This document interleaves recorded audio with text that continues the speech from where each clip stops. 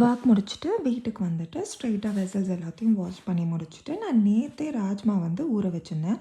So அதில் ஒரு ஹெல்த்தியான கிரேவி பண்ணலாம். பிகாஸ் ராஜ்மாவில் நிறைய ஹெல்த் பெனிஃபிட்ஸ் இருக்குது. ஸோ அதில் கிரேவி பண்ணலாம் அப்படின்னு சொல்லிட்டு ஃபஸ்ட்டு அதை சும்மா வேக வைக்காமல் அது கூட ஸ்பைசஸ் லைக் பட்டை, கிராம்பு, ஏலக்காய், ginger garlic paste, red chilli powder, உப்பு இதெல்லாம் போட்டு நல்லா வேக வைக்கணும். இப்படி பண்ணும்போது நல்லா அதோடய ஃப்ளேவர்லாம் இறங்கி கிரேவி வந்து ரொம்ப சூப்பராக இருக்கும். அப்புறமா ஒரு பேனில் ஆயில் ஊற்றி அதில் சீரகம், பச்சை மிளகா, கட் பண்ண வெங்காயம் இது எல்லாத்தையும் சேர்த்து நல்லா வதக்கி உப்புலாம் போட்டு வதக்கி அதை வந்து கோல்டன் ஷேட் ஆகுற வரைக்கும் நல்லா வதக்கணும். அதுக்கப்புறமா ஜிஞ்சர் கார்லிக் பேஸ்ட்டு கொஞ்சம் போட்டு அதை வந்து நல்லா டொமேட்டோ பியூரி வந்து நான் வந்து ரெடிமேட் டொமேட்டோ பியூரி யூஸ் பண்ணுறேன். நார்மலாக ஒரு டொமேட்டோ பியூரி பண்ணி அதையும் யூஸ் பண்ணிக்கலாம்.